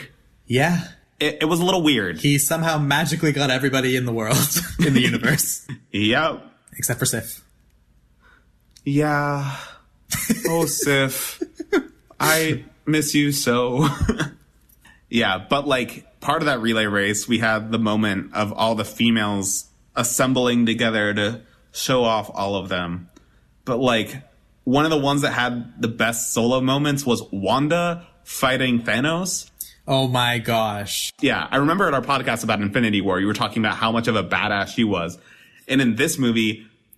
For one, it was really funny when she met Thanos, because she's just like, you took everything. And Thanos is just like, I don't know who you are, which was a great moment. But the fact that she literally was about to kill him to the point where Thanos decided to rain missiles down on his own army was amazing. For sure. That fight was ridiculous, and her power levels are insane. Yeah, and another fight with Thanos I really loved was when Captain Marvel was stopping him from using the gauntlet. Thanos couldn't just punch her away because apparently she can tank that kind of hit. But when Thanos pulled the Power Stone out of the gauntlet and then used that to hit her, that was genius. I loved that. That took me by surprise so much, and it was so cool. Yeah, the whole gauntlet fight with Captain Marvel was definitely my favorite Captain Marvel part of the movie. Though I am really confused why no one tried to use a single Infinity Stone against any of Thanos' forces, because there's at least a few of them who could wield one, like Thor and Doctor Strange with the Time Stone and Hulk and Captain Marvel. So it's kind of ridiculous that they didn't do that. Well, as far as the relay race goes of who actually was dealing with the Infinity Stones, Captain Marvel was probably the only person among that group that could have wielded one. Maybe Valkyrie, but yeah, I was kind of surprised. Yeah, especially since, well, I don't know, the power levels of the Power Stone are all over the place, but in theory that should be able to wipe out the entirety of Thanos' masses without snapping your fingers, except for Thanos. Yeah, though you have to be careful because you might just destroy Earth. The Power Stone's supposed to be capable of that, so I don't know. That's one good thing about the Infinity Stones now being out of the mix is that their power levels are all over the place, and who knows what they really can do. Are they really out of the mix, though? Who knows? Especially with the Loki show coming up. Yeah. But anyways, as far as people wielding the stones, the moment when Tony steals the stones from beneath Thanos' grasp, right after witnessing Doctor Strange, like, remind him that there is only one way to win. After Tony realized that he would have to do the snap, though the audience doesn't know that yet. That was such a cool moment because, like, Thanos is using Stark Tech for the gloves. Of course, Tony can, like, manage to steal the stones away. And I never really like considered the idea of him being the one to wield the stones because I didn't think he was physically capable. Yeah. But he was able to do just that, to snap away Thanos' army and say his catchphrase one last time. I am Iron Man. And then die surrounded by the people that love him most. That was hard to watch. It was really sad. But he can finally rest. Yeah, and it was just a fantastic end to Iron Man's entire arc of the entire MCU. Yeah, it was so good. And so perfect and so well done. And then we get to his funeral, which it was so cute and perfect that they had the proof Tony Stark still has a heart, like original arc reactor trophy on that like flower bed thing they floated through the lake. Yeah. It was just so perfect. It was. And it was really cool to see everyone there to honor him before he died. It was also really funny to see Harley, the kid from Iron Man 3, because I did not know who the hell that was until people online pointed out who that was. Same. Yeah, I'm like, who is this random kid? Also, like, does he not have any other family other than what I thought was, like, some cousin of his? Yeah, I know. He just, like no one that we don't know comes to the funeral, which is super weird. Yeah, like, maybe there were multiple funerals. This was just, like, for the Avengers. It wasn't just for the Avengers. Iron Man 3 kid was there. True. It was really beautiful and touching, though. And it was really cute, like, how later on, like, Happy and Morgan are just sitting there. And Morgan's just sad and kind of confused. And she's just, like, talking to Happy and talks about how she wants cheeseburgers. And Happy's like, oh, your dad loves cheeseburgers, too. Because, like, when he got back from the caves in Iron Man 1, the first thing he wanted was a cheeseburger. And it was so cute and heartbreaking. That is a good callback. I didn't realize that. Yeah. This movie just had so many references to the old movies. It was so good. It's so funny to think that this movie is going to make like $2 billion plus. And there are some people that haven't seen tons of the movies and are going to be so confused. Like a friend of mine posted on Facebook about how she was annoyed that people's hairstyles changed during the movie, like after the time skip, because she couldn't keep track of who everyone was. Side note, Captain Marvel's new hair looks way better than her old hair. Yes. And I'm just like so intrigued by what this experience is like for people that aren't in the know when they do not hold your hand in the slightest in this movie, especially with like Captain Marvel, who pops in out of nowhere. And like with Ant-Man, like a lot of people didn't see Ant-Man 2, but that was like crucial to the plot of the movie. It was really interesting that they didn't bother catching you up at all, except for Thor the Dark World, which they, for some reason, included that really unnecessary scene of Thor recapping the whole thing because they assumed no one remembered it since so many people dislike it. But I mean, it's my most hated Marvel movie. I know, but like you were saying, a lot of people did not see Ant-Man and the Wasp. And that was, they didn't even, well, that's not true. They did explain it. Like, he didn't get it at first, but then after the fact, he's like, I was in the quantum realm. Yeah, but, like, they kind of just jumped around what the quantum realm is. Like, although they did explain it a bit, it's still, like, a little confusing if you don't know what his deal is. I don't know about that. Either way, I really love that I didn't hold your hand, but I find it so interesting to, like, imagine that most people will be very confused by a lot of these moments. Yeah, it definitely seems like a barrier to entry. Like, I cannot picture anyone trying to watch this as their first Marvel film. Oh, well, better not be your first, Jesus. But I did like that as well. Yeah, for sure. I was surprised that they didn't try to bring back Vision in this movie. I mean, they kind of set up the idea of you can't bring anyone back to life in this movie. Like, you can't bring back Black Widow or Gamora or Vision. The only reason why Gamora is back is because it's an older version of Gamora from a different timeline. I mean, they specifically said they can't bring back people who died from the Soul Stone. They didn't say anything about normal deaths. And honestly, considering they reversed Vision's death right away in Infinity War, I'm kind of surprised they didn't try to do that for Tony. That's an interesting point. Though, in Doctor Strange's movie, since he was like the only one that would have known how to do that, they kind of made a big deal about not undoing time to save people's lives, but like, In Doctor Strange, he did undo time to save people's lives. So wouldn't you think Doctor Strange would have done that? Yeah. Oh, that's weird. I never thought about that. Oh, I don't like this idea. Sorry. Undoing Vision is weird because he died 5 years ago. Undoing Tony kind of makes sense, except for the fact that he died wielding the stones. So if you undid time for him, you can't really, because his time included the time stone. So it's like its own mini paradox. I don't know, but it's definitely an interesting question. And I disagree with you about Vision because they created him from Stark Tech, the Mind Stone, and Vibranium.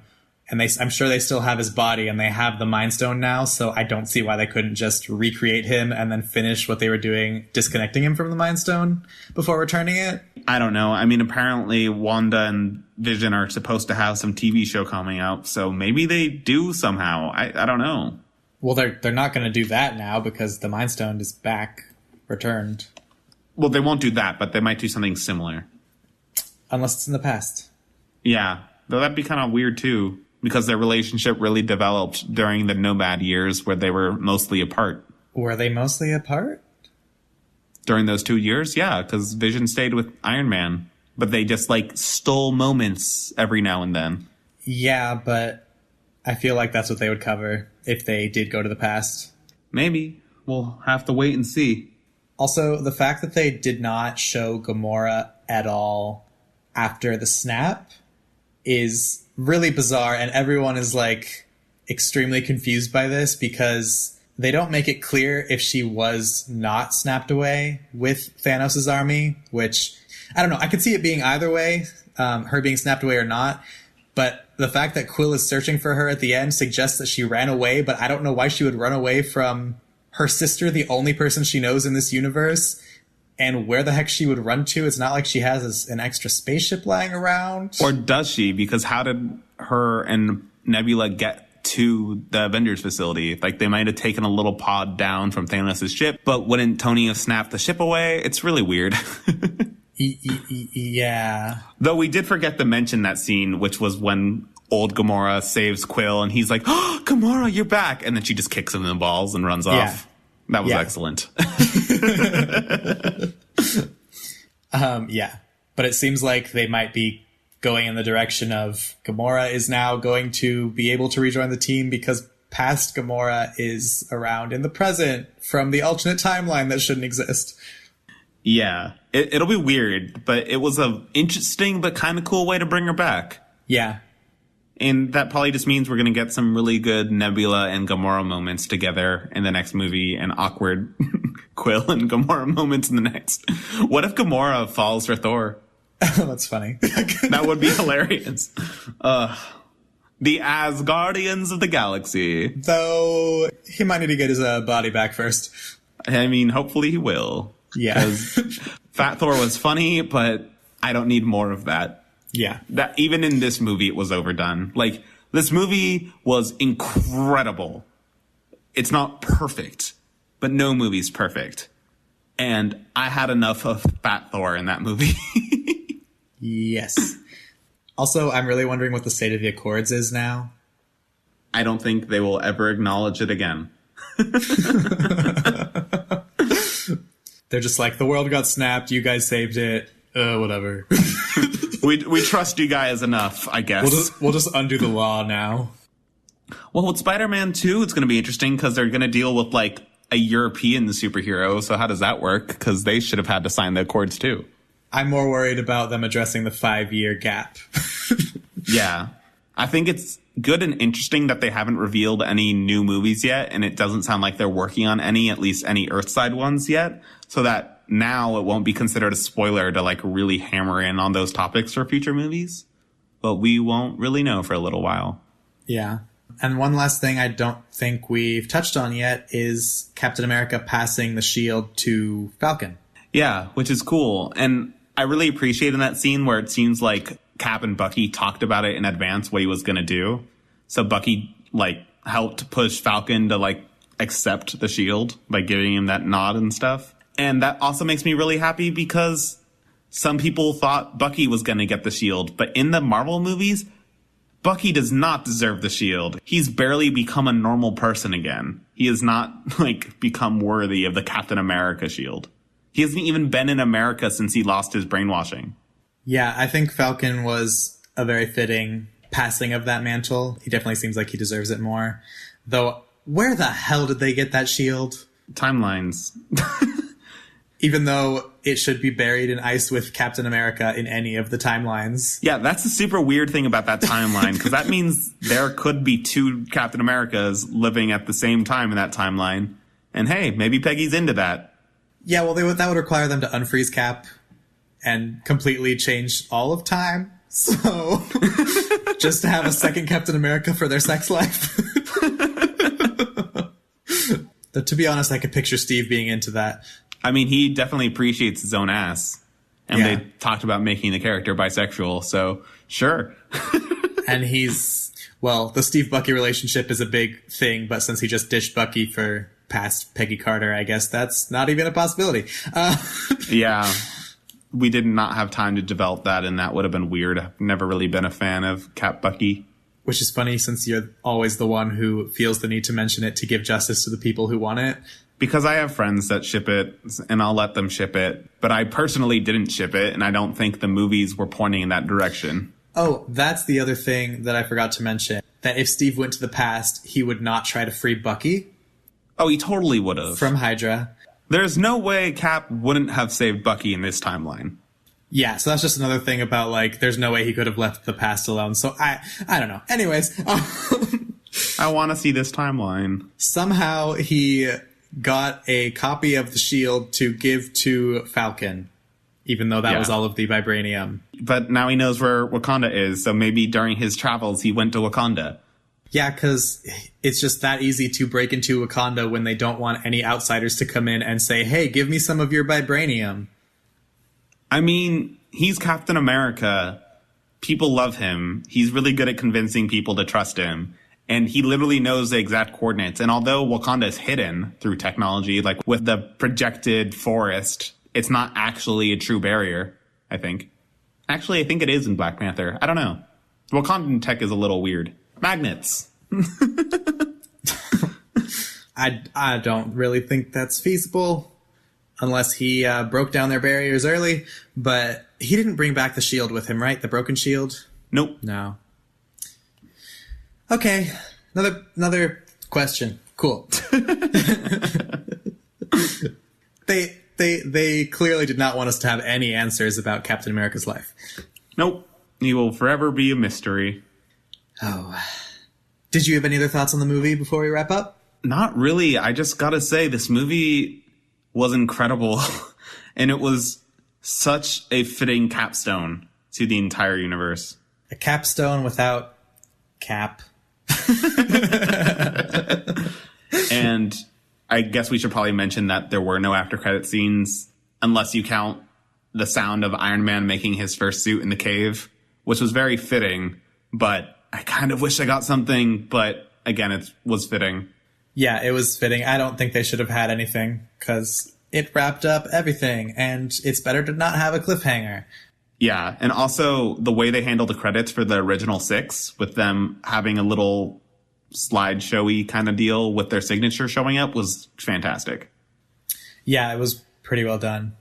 But I agree, this movie was phenomenal. There was a lot of good stuff, and I'm glad we got to spend more time with the characters, even though my soul is wounded from Captain America. At least you still have Spider-Man. This is true. I have no one to be my new favorite. Yes, you do. Who? You like a lot of people. I mean, I do like a lot of other characters, but none that I love as much as Iron Man. New Thor was getting there, but now we don't have, like, Ragnarok Thor. Now he confuses me. And there's none that I love as much as Captain America, so... We'll have to have new favorites. It'll be a new era for us and the MCU. It will be indeed. Hopefully a good one. Yeah, it's going to be crazy. I really hope they bring in Doctor Doom, because he's cool. That would be cool. Anyways, If you have thoughts on Endgame that you want to share with us or talk about ours, you can reach out to us on Facebook and Twitter at Marvelous MCU. You can reach out to us on Instagram at Marvelous MCU Podcast, or you can send us an email at marvelousmcupodcast@gmail.com. We'd love to hear your thoughts. We had some really fun conversations with people about Infinity War and other movies. Indeed. So thanks for tuning in, and we hope to see you next time.